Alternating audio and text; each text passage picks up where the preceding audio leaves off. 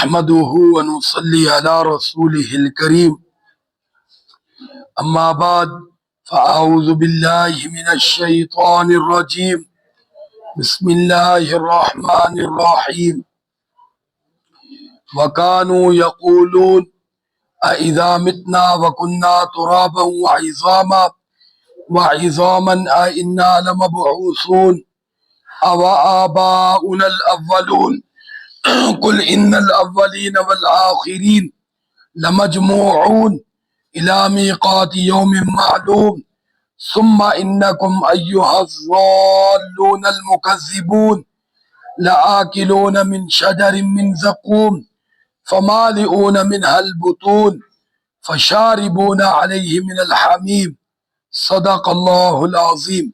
درود شریف پڑھ. اللهم صل على محمد وعلى آل محمد كما صليت على إبراهيم وعلى آل إبراهيم إنك حميد مجيد. اللهم بارك على محمد وعلى آل محمد كما باركت على إبراهيم وعلى آل إبراهيم إنك حميد مجيد. 27واں پارہ سورۃ الواقعہ رکوع نمبر 2 اور آیت نمبر 47 سے 55 تک تلاوت کی گئی ہے، اور ذکر چل رہا ہے اہل جہنم لوگوں کا کہ جن کو قیامت والے دن اعمال نامہ بائیں ہاتھ میں ملے گا اور پھر ان کو جہنم میں ڈالا جائے گا. تو بہرحال ان کے جرم وہ بتائے جا رہے ہیں. گزشتہ 2 بتائے تھے کہ انہم کانوا قبل ذالک مترفین، سبق میں کہ وہ دنیا کے اندر عیش و عشرت کی زندگی گزارتے تھے، یعنی من مانی زندگی گزارتے تھے، اللہ اور اللہ کے رسول کی نافرمانی کرتے تھے، اور فرمایا کہ اللہ تعالیٰ کی نافرمانی پر، گناہوں پر اصرار کرتے تھے، اکڑتے تھے. تو آج کے سبق میں فرمایا وَكَانُوا يَقُولُونَ، اور تھے وہ کہنے والے اَإِذَا مِتْنَا وَكُنَّا تُرَابًا وَعِظَامًا أَإِنَّا لَمَبْعُوثُونَ، کیا جب ہم مر جائیں گے اور ترابا، پھر ہمارا وجود مٹی میں مل کے مٹی ہو جائے گا، اور وعظامًا، اور ہماری ہڈیاں گوشت سے الگ ہو کر بوسیدہ ہو جائیں گی، أَإِنَّا لَمَبْعُوثُونَ، کیا پھر ہمیں دوبارہ اٹھایا جائے گا؟ سب کو کیوں نہیں، ہمارا ایمان ہے کہ ہمیں اٹھایا جائے گا، لیکن وہ لوگ اس بات کے منکر تھے، کیونکہ عیاشی چیز ہی ایسی ہے کہ وہ رب کو بھلا دیتی ہے اور عقیدہ کیا کر دیتی ہے؟ خراب کر دیتی ہے. کیونکہ یہ عقیدہ مرنے کے بعد دوبارہ زندہ ہونا، یہ عیاشی میں رکاوٹ ہے. یہ بولو عیاشی میں، ہاں، جس کو یقین ہو کہ میں نے مرنے کے بعد دوبارہ کیا ہونا ہے، وہ کبھی عیاشی نہیں کرتا، کیونکہ اس کو پتہ اللہ کے ہاں جواب دینا ہے. تو اس لیے شیطان عیاشی پہ لگا کر آہستہ آہستہ عقیدہ کمزور کر دیتا ہے، تا وقت ہے کہ اس کے دل سے وہ نکال ہی دیتا ہے. خوف خدا بھی سرا آہستہ آہستہ نکل جاتا ہے. بڑے سے بڑا ڈرنے والا اگر وہ گناہ کی لائن پہ چل پڑے، گناہ کرنا شروع کر دے اور توبہ نہ کرے، تو ایک وقت آتا ہے دل بالکل سیاہ ہو جاتا ہے، اور پھر اللہ کا ڈر اور خوف اس کے دل سے نکل جاتا ہے. جی ہاں، آہستہ آہستہ اللہ کی فرما برداریاں چھوٹیں گی، اور فرما برداری میں سب سے پہلے ذہن میں رکھیں پیارے آقا صلی اللہ علیہ وسلم کی سنت چھوٹنا شروع ہوتی ہے. اور شیطان یہ بات دماغ میں ڈالتا ہے یار سنت ہی تو ہے، کون سا کوئی فرض واجب ہے؟ ہاں جی، فرض واجب کا تعلق اللہ کے حکم کے ساتھ ہوتا ہے، اور سنت کا تعلق اس فرض واجب کو حضور کے طریقے پر ادا کرنے کے ساتھ ہوتا ہے. یہ ذہن میں رکھیں. تو اس لیے شروع میں وہ سنت کا لے آتا ذہن میں. اب انسان سنت سمجھ کے چھوڑتا ہے، ایک وقت آتا ہے کہ فرض بھی چلے جاتے. جی ہاں، جس طرح گھر کے اندر آپ دیکھ لو، پہلے والدین کی وہ ایک غیر ضروری جو خدمت ہوتی ہے نا، غیر ضروری، وہ چھوٹتی ہے. بالفرض پاؤں دبانا، ہاں جی، اب یہ غیر ضروری اس وقت آ جاتی ہے کہ والدین کو ضرورت تو نہیں ہے، لیکن یہ آدمی جا کر پاؤں نہیں دباتا، کہتا وہ کون سا بیمار ہے، یہ انہوں نے کون سا کہا ہے. لیکن یوں سٹیپ بائی سٹیپ آتا ہے. پھر وہ وقت بھی آتا ہے کہ ان کے کھانے پینے سے بھی ہاتھ اٹھا لیتا ہے. لیکن جو پاؤں دبانا، پاس بیٹھنا، بات سننا، حال احوال لینا، بتاؤ وہ کبھی ان کی خدمت سے غافل ہوگا؟ بولو بھائی. تو جو سلام نہیں کرتا، پاس نہیں بیٹھتا، حال حوال نہیں لیتا، کبھی پاؤں نہیں دباتا، اب یاد رکھنا بیمار ہو جائے تو وہ کبھی آ کر پوچھے گا بھی نہیں کیا حال ہے. الٹا اس کو بتایا جا رہا، وہ کہتا مجھے تو نہیں پتا اور مجھے کسی نے بتایا نہیں. سوال کیا ہوتا ہے؟ مجھے کسی نے بتایا نہیں. گویا اس کو اپنی غلطی سمجھتا ہی نہیں. یعنی اس کو بتانا چاہیے کہ تیرے ابا جی گھر میں رہتے ہیں اور وہ کیا ہے؟ بیمار ہے. اس کو بتانا چاہیے. اچھا بتا کے بھی چیک کر لیں تو وہ کہتا مجھے بتا رہا ہے، تو نہیں جا سکتا. یہ بھی ذہن میں رکھیں. اگر بتائے تو اس کا ادھر نتیجہ یہ ہے، ساتھ یہ اس کو اس وقت جو بتائے. لیکن اب کیونکہ اس کو بتایا نہیں گیا چودھری صاحب کو، تو اب وہ اپنے سر پھر بھی نہیں ڈال رہا. یہ پھر بھی نہیں کہے گا وہ ہو اتنی بڑی میری غفلت، اتنی بڑی غلطی کہ میرا والد میرے گھر میں بیمار اور مجھے پتا نہیں، میں اتنا بڑا غافل. یہ ہونا چاہیے نا جملہ. یہ نہیں آئے گا کیونکہ ادھر تو شیطان آنے ہی نہیں دے گا. اب وہ دوسروں پہ ڈال دے گا. ماں ہی کہہ دے تیرا ابا بیمار ہے، وہ کہے گا تو کہڑا دسیا سی. اچھا وہی اگلا جملہ بولے کہ تو کہڑا میرے کو لایا سی، تو کہنا میرا کہڑا کپڑا دور سی. جی ہاں. تو بالکل یہی انداز ہوتا ہے کہ حضور صلی اللہ علیہ وسلم کی سنت زندگی سے نکلنا شروع ہوتی ہے اور ایک وقت آتا ہے فرض بھی چلے جاتے ہیں اور پہلے بندہ مکروہ چیزوں میں پڑتا ہے، پھر حرام میں مبتلا ہو جاتا ہے. جس طرح آپ دیکھ لو، پہلے یہ نوجوان سگرٹ پہ لگتے ہیں، پھر جا کر چرس اور افیم اور اس نشے پہ پہنچتے، کیونکہ سگرٹ کے بعد آتا ہے یار اس میں مزہ نہیں. وہ کہتا ہے یار اس میں کیا مزہ، یہ خالی تمباکو ہے، خالی تمباکو کا کیا مزہ ہے، تھوڑا سا اوپر چل. جی ہاں. تو یوں اسٹیپ پہ انسان بہت دور چلا جاتا ہے.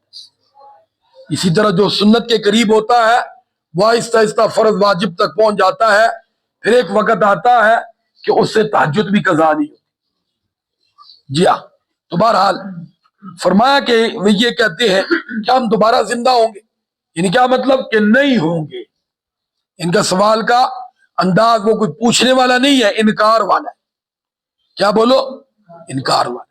جس طرح کسی کو کہو صبح فجر کی نماز ہو گئی ہے، ایک پوچھنا یہ ہے، دوسرا کہتا کوئی نہیں ہوئی. ہاں جی. فرمایا اواباؤنا الاولون، کیا ہمارے باپ دادا بھی؟ قل، اللہ رب العزت فرماتے ہیں میرے محبوب ان کو کہو ان الاولین والآخرین، تم اپنے اور باپ دادا کی بات کرتے ہو، وہ تو آدم علیہ السلام سے لے کر قیامت تک جو آخری انسان دنیا میں آیا ہے اور چلا گیا دنیا سے، وہ بھی کھڑا ہوگا اللہ کی بارگاہ میں. اس نے بھی حاضری دینی ہے، اس کے لیے بھی حساب کتاب ہوگا، اس کے لیے بھی جزا سزا والا معاملہ ہوگا. جنت اور جہنم سب کے لیے ہوگا. مجرم جہنم میں اور فرما بردار کہاں بولو؟ جی جنت میں. باقی جن کے اعمال برابر ہوئے یا جو چھوٹے بچوں والا معاملہ آتا ہے وہ آراف میں، جو جنت اور جہنم کے درمیان کیا ہے؟ جگہ ہے. اس کے علاوہ اور کئی آدمی کہیں نہیں ہوگا. بس 3 جگہیں ہیں. کون سی جگہ؟ مستقل جنت اور جہنم ہے. آراف والا ٹھکانہ کیا ہے؟ وہ عارضی ہے. باقی اصل ٹھکانے ہر انسان کے 2 میں سے ایک ہے، یا جنت ہے یا بولو کیا ہے؟ جہنم ہے. تو بہرحال اللہ اپنی حفاظت میں رکھے، ہمیں اہل جنت میں شامل ہونے کی توفیق عطا فرمائے. صرف یہ کہنا کہ اللہ ہمیں شامل کرے یہ آدھی دعا ہے، پوری یہ ہے کہ ہمیں توفیق عطا فرمائے، یعنی ہمیں ایسے عمل کرنے کی توفیق عطا فرمائے جس کی برکت سے اللہ جنت میں داخلہ دیتا ہے، کیونکہ بات تو کام سے بنتی ہے. تو اللہ رب العزت فرماتے ہیں لمجموعون، تم سب کو جمع کیا جائے گا، الی میقات یوم معلوم، فرمایا کہ ایک دن مقرر ہے اور اس کے وقت مقررہ پر تم سب اللہ کی بارگاہ میں کیا ہو جاؤ گے؟ جمع ہو جاؤ گے. پھر فرمایا ثم انکم ایھا الضالون المکذبون، اے جھٹلانے والے گمراہوں، یعنی جو مرنے کے بعد دوبارہ زندگی کا قائل نہیں، اس کو گمراہ کہا گیا ہے. کیا کہا گیا بولو؟ ہاں لضالون اور مکذبون، اس نے جھٹلایا ہے. فرمایا لآکلون من شجر من زقوم، وہ ایسی جگہ ہوگی جہاں تمہیں اکٹھا کیا جائے گا کہ تمہاری خوراک وہ زقوم کا درخت ہوگا، یہ جہنم کے اندر اگتا ہے، اور پیچھے سورۃ الصافات میں اس کا ذکر گزر چکا ہے، انتہائی کڑوا ہوگا۔ آپ خود سوچو، جو آگ کے اندر اگے گا اس کے اندر کتنی آگ ہو، کتنی آگ ہو۔ جس طرح آگ پر پکنے والا سالن اسی طرح ابلتا ہوا کوئی منہ میں ڈال سکتا ہے؟ کیوں؟ وہ بھی آگ ہی ہوتا ہے۔ بولو کیا ہوتا ہے؟ اور ابھی تو وہ آگ کے اوپر برتن کے اندر پکا ہے، بولو برتن کے اندر۔ تو آپ دیکھیں ذرا کسی کی حلق میں ابلتا ہوا ڈالے نا، جہاں جہاں سے گزرے گا جلا کے کیا کر دے گا؟ جی ہاں، تو اسی سے زقوم کا اندازہ کر لیں گے۔ اور پھر جہنم کی آگ جو دنیا سے 70 گنا زیادہ سخت ہے، اللہ اپنی پناہ میں رکھے۔ فرمایا وہ تمہاری خوراک ہوگی، اور فشاربون علیہ من الحمیم، اور فرمایا تمہیں اوپر سے کھولتا ہوا پانی پلایا جائے۔ جی ہاں، اللہ اپنے حفظ و مان میں رکھے، اللہ اپنی پناہ نصیب فرمائے۔ تو اس سے میرے بھائی بچنا ہے۔ تو اس سے بچنے کا کیا طریقہ ہے؟ کہ اللہ کی نافرمانیوں کو چھوڑنا ہے، چھوڑنا ہے، اپنی اصلاح کرنی ہے، اصلاح کروانی ہے، اپنی فکر کرنی ہے۔ جب تک ہم زندہ ہے نا، زندہ، تو یہ بات ذہن میں رکھے، ہم ابھی منزل پہ نہیں پہنچے۔ کسی شخص کو مطمئن نہیں ہونا چاہیے، ہر وقت خطرے میں۔ دنیا میں ولی ہے، مولوی ہے، نمازی ہے، بے نمازی ہے، ہر آدمی خطرے میں۔ کسی وقت بھی پاؤں پھسل سکتا ہے، کسی وقت بھی شیطان کا داؤ چل سکتا ہے، کسی وقت بھی انسان کا دماغ خراب ہو سکتا ہے، کسی وقت بھی انسان پر کسی چیز کا بھی اثر ہو سکتا ہے۔ بد ہے تو اس کے سنبھلنے کا چانس موجود ہے۔ چانس بولو کیا ہے؟ جب تک وہ زندہ ہے کوئی فیصلہ اس کے بارے میں نہیں کر سکتا یہ جہنمی ہے، اگرچہ جہنم کے راستے پہ چل رہا ہے۔ کیوں؟ کسی وقت اس کا پاؤں بھی پھسل سکتا ہے، سیدھے راستے پہ جا سکتا ہے۔